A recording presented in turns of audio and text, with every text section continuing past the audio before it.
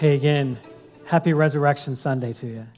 It is tons of fun, whether we get to gather here in the room together or whether you're joining us online today. No grudges here, but possibly even overlooking the ocean right now. No grudges, but we're glad that you're joining us. Friends in Michigan here in the room, let's let them know wherever they're joining from. It's nice outside here, yes? Come on, somebody's like 70 degrees. So y'all just stay where you're at. We'll soak it up here. And no, it's just great to have a chance to gather together. I love getting the opportunity, and we say this all the time, we want to make a big deal of the resurrection every day of our lives, every Sunday that we gather, every day that we live. But there is something in this gift that Jesus gives us in reminders, right? Where we have this day to lock back in and be reminded of the power of the events of the resurrection, and more significantly than that, be reminded of the power of the person of the resurrected Jesus. Not just this unfolding of events, but the resurrection of the living Jesus. It's a blast to celebrate him, to sing about him, really declaring it to him and reminding ourselves of it. And I love even reading some of that story of the events surrounding it, people running to the empty tomb, right? And then Jesus appearing to the disciples a couple of times while they're in rooms that are locked because they're scared for their lives. And then suddenly among them is Jesus, right? He's trying to prove to them, I really am, I'm back. I've beat death. He even, at one point, he eats in front of them. So just to prove to them, it's literally me. It's literally me. I'm not a ghost. I'm not a spirit. I'm not a figment of your imagination. It's literally me.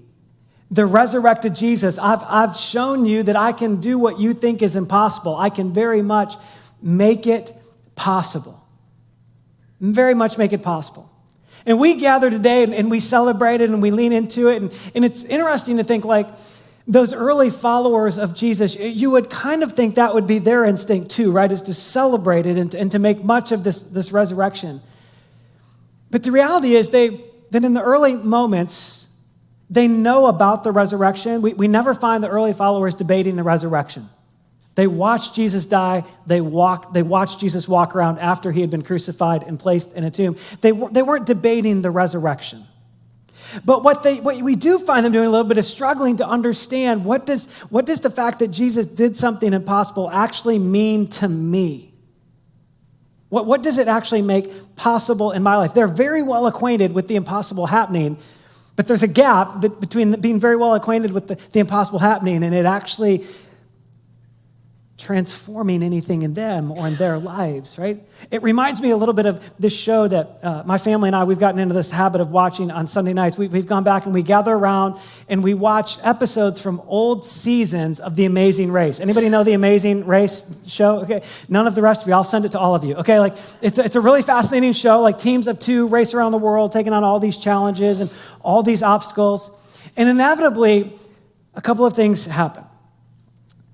Inevitably, there are people in this race who have sometimes nearly paralyzing fear of heights. And inevitably, there are challenges in the race that make you deal with heights. And what will happen, somebody's got to people have to jump off 50-foot piers into water. They've got to bungee jump over ravines with hundreds of feet down. They've got to jump off of cranes out to grab something that's held out in front of them. They've got to scale down buildings, whatever it is, right? And these people who are in the race who are afraid of the heights, they can get there, they can get to that moment, and they can literally watch other people who they're competing against go and complete the challenge, right? To make the jump, scale the building. They can literally watch it happen and then say, I can't do that, that's not possible, right? They're not debating that it's possible for somebody else. They're really wrestling with whether or not it's possible for them, right? That's a little bit these disciples of Jesus after his resurrection. Clearly it must be possible for Jesus, and Jesus did the impossible, but what does that mean for me and all the things that I feel like are impossible in my life? In order to see it a little bit, I want to invite you into the story of the scriptures. John, in the New Testament of your Bible, a letter called John, written by one of Jesus' closest followers, an eyewitness account of Jesus. He covers Jesus' life from the beginning all the way up through this resurrection moment. He's the one who recorded some of what we just read, that these disciples would see Jesus in the room. He would literally appear to them in the room. He'd show up in the room with them, right? But they're having trouble closing the gap. In John chapter 21, all the way at the end, of this biographical account in the New Testament of your Bible, this is what we read John writing about another, the third encounter from the disciples, these early followers of Jesus and the resurrected Jesus. He says this, afterward, Jesus appeared again, third time, to his disciples by the Sea of Galilee. It happened this way. Simon, or Peter, Thomas, also known as Didymus, Nathanael from Cana in Galilee, two brothers who were sons of Zebedee, and two other disciples were together. And Peter says, I'm going to go out and fish. And the disciples say, well, we'll go with you then. Just for point of clarity here, how many people in the room love to fish? Just like any fishermen and fisherwomen in the room? Y'all, it's okay for us to respond back and forth a little bit, okay? I know more of you like to fish than that because I've stalked some of you on social. No, I'm just kidding, right? Okay. We loved it. Like there's this thing, right? It's like, hey, this could be great. But here's what you got to understand about this. This, unfortunately, was not like a Saturday morning pleasure fishing trip for Peter. For Peter and then the other disciples, it's really them going back to what they know. Before they met Jesus, before Jesus invited them to follow him, they had wanted to follow some other rabbis, and all those rabbis had rejected them, said they weren't good enough. And then along came Jesus and saw something and then said, come and follow me. And they left fishing to follow him, never envisioning they would go back to the family business. But now we're in this moment, right, where they've abandoned Jesus in the hour of his greatest need. Peter has vocally denied Jesus, literally just like when Jesus needed him most. Peter denied even knowing him. The others ran when the going got a little bit challenging and difficult. I mean, they've just bolted on Jesus. And the reason they're going fishing isn't necessarily because they have a great love of fishing and it's a Saturday event, special event for them. They're going fishing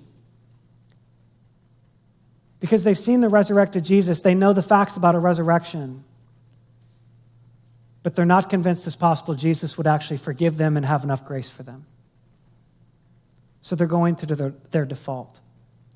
And we don't often go to our default because it's what's best. We go to our default because it's what's easiest.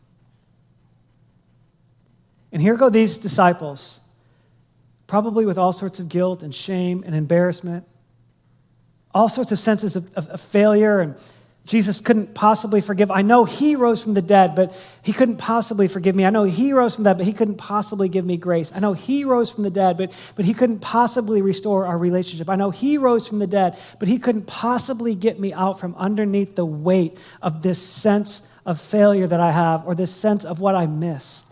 He can't possibly do that, right? And so they go fishing, even though Jesus in his resurrection has been trying to say, no, listen. I can do anything. This is what happens when they go fishing. Remember, these were historically professional fishermen. This is what they did before they fought. They knew what they were doing. They knew the business. Okay, jump back into the middle of verse 3. It says, so they went out and they got in the boat, but that night they didn't catch anything. That's a bad day when it's your hobby. It's a really bad day when it's your living, right? Nothing. No sales, nothing good happening that day, right? Early in the morning, Jesus stood on the shore, but the disciples didn't realize yet that it was Jesus. And he called out to them, friends, you got any fish? Nope, they answered. So Jesus says to the professional fishermen who have known what they're doing all night, hey, why don't you try this? Put your net on the right side of the boat, and you'll find some there. And they did it. And when they did, they were unable to haul in the net because of the large number of fish. Jesus, in appearing to them in locked rooms, is trying to say to them, look, I am resurrected. I can do anything. With me, all things are actually literally possible. And he's trying to convince them of eternal things like forgiveness and like grace and like hope and like renewal. And now he's engaging in their fishing. Now he's engaging in their very everyday life and saying, look, me doing what feel like impossible things in your life is not relegated to things that you label spiritual and eternal. I want to be engaged in your everyday life. I can do the impossible right in the middle of everyday things that you do. In your job, in your family, in your health. I can even do the impossible right there. So here's the question we get to grapple with a little bit this Easter while we celebrate the resurrected Jesus. It's a question that really we deserve to give ourselves an honest answer. It's a very simple question. It's just, what feels impossible to you? In your life, right now, what feels impossible to you? What grief feels impossible to overcome? what sickness feels impossible to beat, what relationship feels impossible to restore, or maybe impossible to get from okay to amazing. What obstacle feels impossible to overcome? What past mistake and decision feels impossible for Jesus to actually redeem and bring something good out of? What feels impossible to you? Because what the resurrected Jesus is trying to do for the disciples, and he's trying to do for people like you and me a couple thousand years later, is very simply this. It's to convince us, it's to jump in front of us and convince us over and over and over and over again that Jesus makes the impossible possible. Jesus makes the impossible possible. What feels impossible to you and me is very possible to Jesus. But don't just take my word for it. Listen in on this story for a couple minutes. Check this out. My name is Bill. Been going to Journey for about 6 years now. My name is Kristy. We're married. I always believed in Jesus. I was raised in the church, and I just didn't really follow Jesus, I guess I could say. I knew there was a God, but I didn't live the life that he wanted me to live. Well, early in our marriage, we didn't prioritize God. He was stationed at Davis Month in Tucson, Arizona. And so 3 days after we got married, we drove to Arizona and we left our family and friends and everything we knew. We only cared about ourselves. We didn't have very many responsibilities. We were definitely living in the world, and we were not living for anything else. Even though we both were raised in the church and did have a foundation in Christ, I still had a year left of college, and we made the decision for me to come back to Michigan and finish college, and then he would go to Germany and I would meet him there. And in that time frame, when we were separated for about 9 months or so, I had an affair with an ex. And I sat him down in the bed and I told him, and he was really amazing. He was like, we'll get through this. I love you. We'll work through this. And then as the weeks went on and the shock wore off, I think the resentment and the pain and the anger and it all just hit him. He had asked me and Austin to leave and to go back to the States.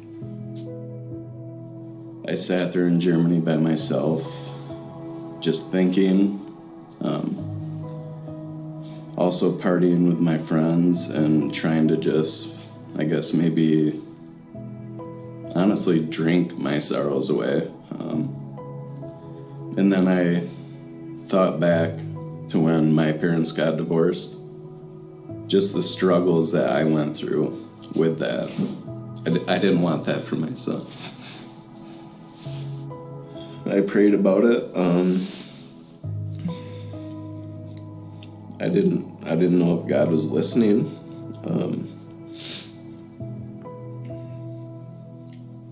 During that time, my relationship with God was pretty much non-existent. Even though I still believed in him. Looked up in my Bible in Germany. I believe it's Proverbs 3, verse 5 and 6. Trust in the Lord with all your heart. Lean not on your own understanding. And then verse 6, I believe, is submit to him in all your ways, and he will make your path straight. That's one time in my life, sometimes people say, I hear God talk to me. Well, what does that mean? What does that mean to hear God talk to you? I feel like that is one time in my life where I felt him saying to me, Kristy, do you trust me? And my answer was yes. I trust you. And he was telling me that if I was honest, that he would take care of me, that everything would be okay. And so I did. And I took that leap of faith and I told him. November came around and he said, I'm ready for you guys to come back. I'm ready for you. I don't remember what my exact words were, but I do remember saying, are you sure? Like, are you sure you're ready to be around me? And he said, yes. It's been years and years and years of baby steps and healing. When we moved here, like when we moved to Meadowville and we got connected at Journey, something drew us here. Like he knew right away that this was our place. We tried a few different churches around the area, and then we came to one service here. And for me, I knew that was it. We know that Jesus has so much more for our family, and we're just excited to see what he has in store for us.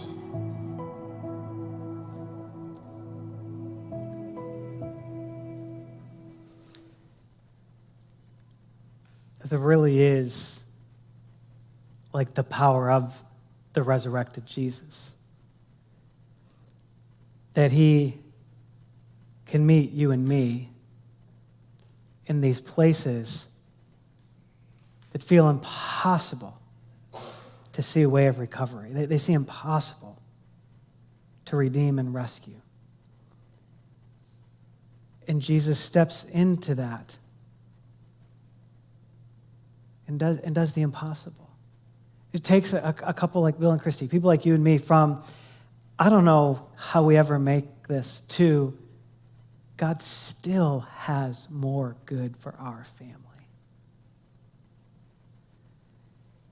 And yet it's interesting, if you listen to the beginning of their story, right? It's like so many of us, they were around Jesus. They knew about Jesus. They knew about church. They knew, like,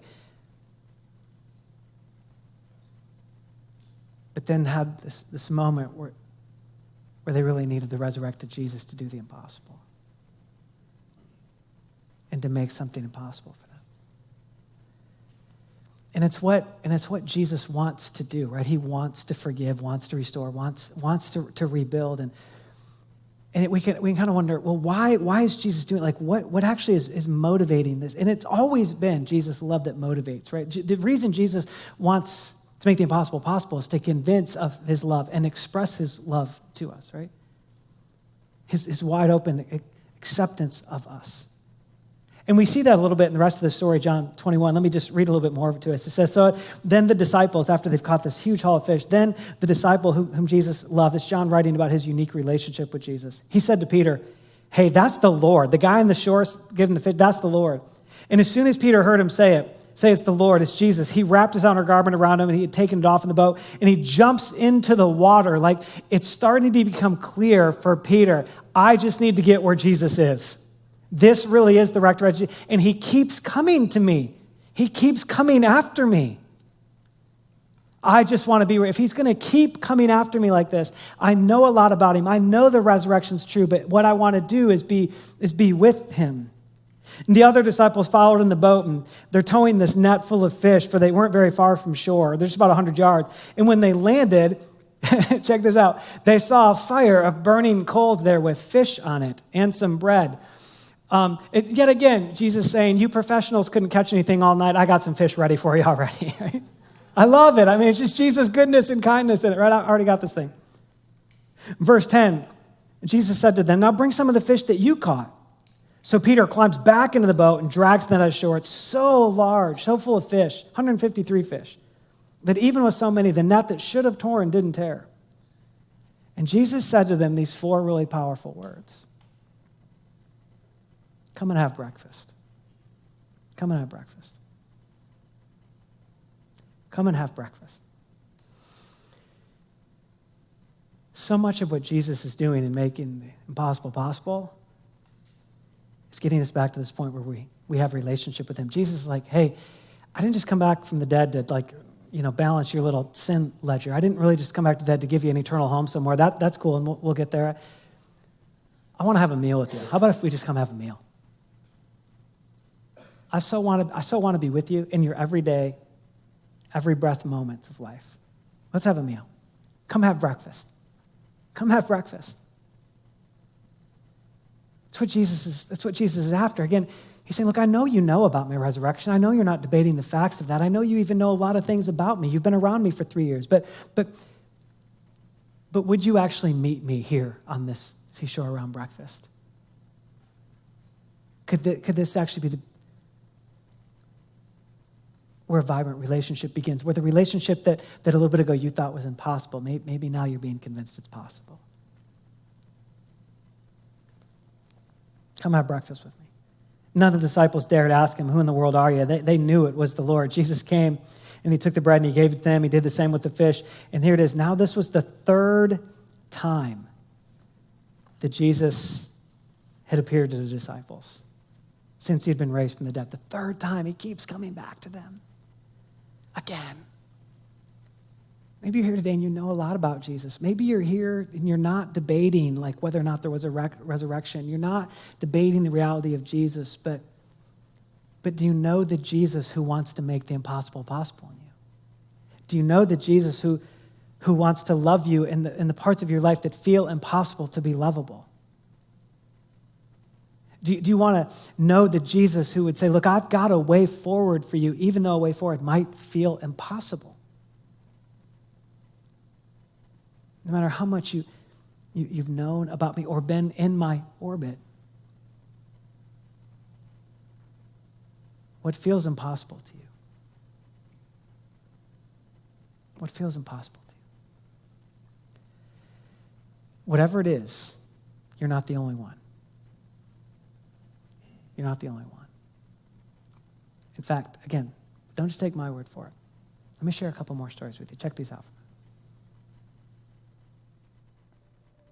I grew up in a family with 4 children, and we had kind of a typical normal family as far as I saw for the most part. So there were periods in my life where I became more of a follower, and I ended up becoming friends with those that were also kind of followers and looking for friendship and love, and wasn't always finding it in maybe the healthiest of places. And I started going to a Wesleyan church in my area, Allendale at the time. Got really involved with the youth ministry and specifically the worship team. And I did an internship there at the time as a worship leader.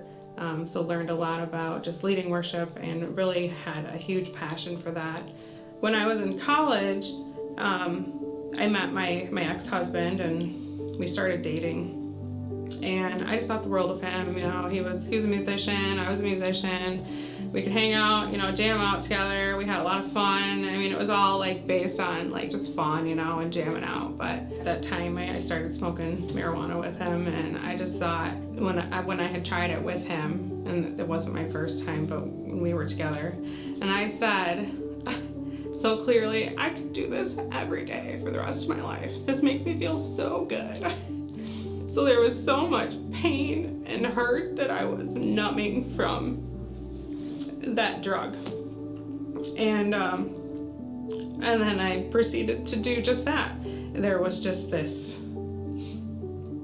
addiction inside of me, this sin that was inside of me that I could just not on my own stop. And I wasn't necessarily willing to give it up quite yet either. Still working full time, I had a job. I was doing great in my profession. But God just wasn't present in my life. I didn't allow him to be.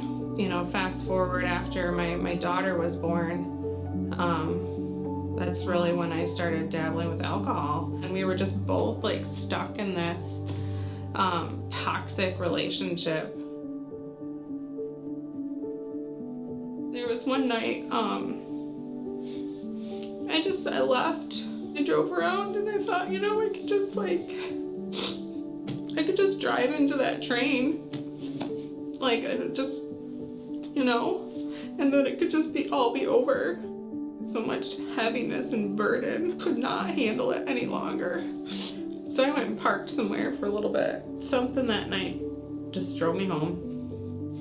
That following weekend, I got home again on a Friday from work, so this is week 2 back at work, and I just couldn't. What am I gonna do? I can't even function at all. So I picked up the phone and I called Pine Rest. I felt like I had hit rock bottom for sure. So coming out of Pine Rest, I really had a decision to make, and really put down this ultimatum with my husband at the time, and it was either we're getting clean together, because I need you in this, because I need you to support me, and we said, in sickness and in health, and right now, like, we're sick and we need to help each other, or I'm leaving because I have to get out of this environment. If I want to be the best mom that I need to be for our daughter, then I have to get clean. We went through therapy together, and it was just really clear that one of us wanted to change and the other one was just kind of like on the fence about it. And what I had to do was just really like crack open and make visible what was going on in my life to those around me, because I was hiding so much and carrying that burden and trying to be secretive, and I just had to ask for help. Kind of had a heart-to-heart with God. I mean, at my house by myself, just prayed over my house and told Satan that he needed to flee, like that these evil spirits are not allowed here anymore. And I did a lot of praying over my house. I got connected in their church, Encounter Community Church up there in Belding. Got connected in and started playing on their worship team and just attending some events there. I started dating again and met Todd and started coming to Journey shortly after that. And I've just really felt at home, been able to connect with quite a few people and build some strong friendships. Prior to going to Pine Rest and getting clean, but like right after. And I tried a couple different therapists and things didn't really mix, and then landed on, this gentleman who, him and I just really connected, and it was a faith-based therapy. And he just told me who I was in Christ. And we just uncovered, like, why? Like, what was the root? Why did I feel the need to turn to substance to help and, feel better? I would stand in front of my mirror and I would say, I believe that I'm not an alcoholic. I believe that I will not drink again. I believe that I am worthy.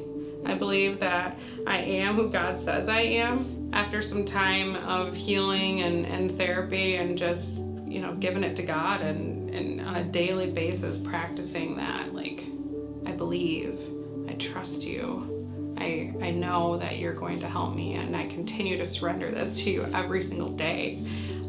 It has really helped change the way that I think. God has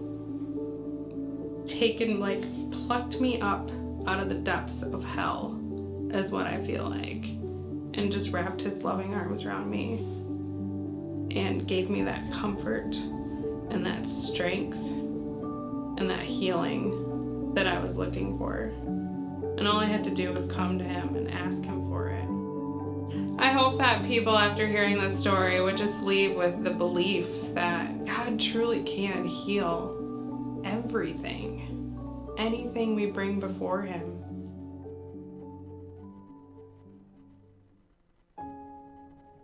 Yeah, so my background has always been part of the church. I have gone to church my whole life, but it wasn't a time in which I had a relationship truly with God. I went there because my parents told me to go there. I went there because it felt right in my young 20s to 30s and 40s. But it never was a time of what I would call true relationship with Christ. I did not grow up in the church outside of your typical Christmas and Easter services, and there was the understanding of God, but certainly no understanding of Jesus or a relationship with Jesus, what that meant. I was selfish. I kind of just figured that life was going to go my way and whatever I wanted I could get, and I didn't really need any help getting it. I might wish upon a star here and there, right? But like asking God for something or praying for it was not even in my repertoire, and found very quickly that without any kind of moral compass or grounding, which I didn't even recognize it as that at that point, when temptation came my way, I made some pretty bad decisions. That resulted in really, I'd say, years of guilt and shame. Dan and I's beginning was rocky. Technically still married when we got together. And that was a space where I was the height of my selfishness. There was just bad times. It was really bad times, and I'd gotten myself into a situation where way over my head, and there are no do-overs at that point. Like, the damage is so done, and now where do you go from here? There was a lot of drinking, a lot of taking sleeping pills, sometimes seeing how many I could take until it would just let me pass out and not have to think about it anymore. A lot of missed days at work. It was a crap time. Yeah, there was a lot of drinking. Yeah. You know, you worked hard. The old adage, you work hard, you play hard, was really what it was about. You get up tired and you go back into it again. And the days just went on like that and went on like that. So bad decisions were made. Bar time became over family time at some point. Trying to find a way to get through the evening to start it all over again. So that was the craziest part, is in the midst of our horribleness, that's when he showed up. That's when, in the deepest, darkest, horriblest moments, there'd just be some glimmer, there would just be something that would happen when I thought I couldn't go one more step. There'd be some crazy encouragement that would happen that would just give me this peace. And I started to recognize this isn't fate or coincidence. Thank you. You know, there's somebody who's truly on my side. I heard that feeling that, okay, yeah, God is real, and somehow, some way, he still thinks that I am worth loving. There was a lot of faith, and you're so tired of the old way. And then when we started to learn more about Christ, and we started to learn more about his love, and we started to understand there's another way, and people started noticing that I'm visibly different in meetings, and we're asking what's going on. And that's when I first started to express my faith, and my change is really for a purpose. There was really an intent, and there's really something different going on in my life today than what it was before. Yeah, I had taken on so many battles at work. Everybody was an enemy. Everybody was an adversary of what I have to get done in today to win the project, win my knowledge, win. And the ironic thing about all of this is when I found Christ, everything went just the opposite.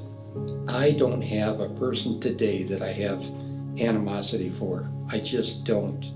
I couldn't believe in the midst of my ugliness and disgustingness that God would love me and still have a plan for me.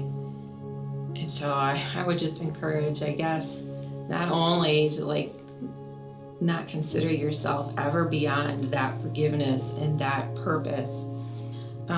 Obey him, because his word is always good, and the plans he has are always good. And if you follow that path, which we are now, everything can be redeemed. No matter where you are, you don't have to hit bottom to change. You can change where you are. You just make the decision. Have the hope. Try hope. Have faith, and trust in his word. Finally understanding what a relationship with Jesus was, what that really meant. What that really meant for him to die on the cross, and that there was true forgiveness. And where there's no relationship with Christ, there's no turning to anybody. You're taking it on your shoulders to make it right, to make it happen. And as a result, it was many, many years of fight, anger, depression, because you realize you're making some choices that are taking you away from things that you really want. So when we were able to change that, that was a really, really big point to find another path. The old life was what it is. You can't go back, but you can go forward.